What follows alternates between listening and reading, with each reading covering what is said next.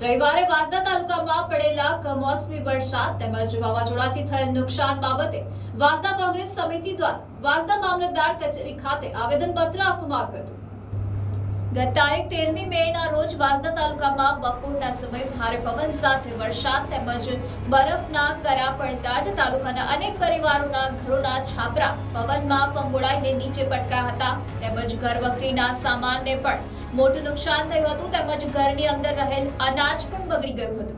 સાથે વરસાદ અને વાવાઝોડાથી ખેડૂતોના ઊભા પાક તેમજ કેરીના પાકને ખૂબ જ મોટા પ્રમાણમાં નુકસાન થયેલ હોય તે બાબતે વાંસદા તાલુકા કોંગ્રેસ સમિતિ દ્વારા વાંસદા મામલતદારને એક આવેદનપત્ર આપવામાં આવ્યું હતું, જેમાં વાંસદા તાલુકામાં વરસાદથી થયેલ નુકસાનનું તાત્કાલિક સર્વે કરાવી અસરગ્રસ્તો અને તેનું વળતર મળે તેવી વ્યવસ્થા કરવા માટે જણાવવામાં આવ્યું હતું। આ પ્રસંગે વાંસદા તાલુકા કોંગ્રેસ પ્રમુખ નિકુંજ ગાવિત,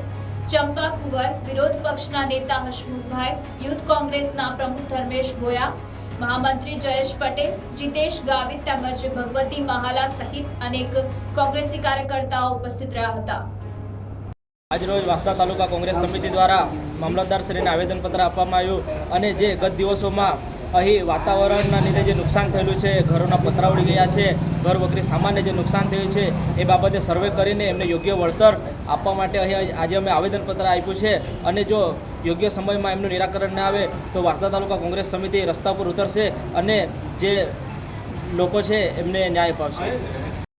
આજે અમે વાંસદા તાલુકા કોંગ્રેસ સમિતિએ મામલતદાર સાહેબને આવેદનપત્ર આપ્યું છે। 13 તારીખે જે બપોરના ખૂબ જ પવન સાથે કમોસમી વરસાદ સાથે કરા પણ પડ્યા, બરફના ટુકડા પણ પડ્યા, સાથે છે તો લોકોના છાપરા પણ ઉડી ગયા અને ઊભા પાકને ખૂબ મોટું નુકસાન થયેલું છે। માટે અમારી ખાસ રજૂઆત છે મામલતદાર સાહેબને કે તેઓ જવાબદાર વ્યક્તિઓને જાણ કરે અને જે લોકોને નુકસાન થયેલું છે ઘરનું કે ઊભા પાકને એનું છે તો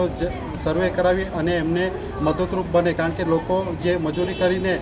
અનાજ અને બીજી ઘર વખરી સામાનનું ખૂબ મોટું નુકસાન થયેલું છે, એમનું વળતર વહેલી તકે મળે અને સરકાર એમને મદદરૂપ બને એવી અમે બધા લાગણી રાખીએ। સંવાદદાતા Harsh Gamit, bureau report, NTC news, Vansda.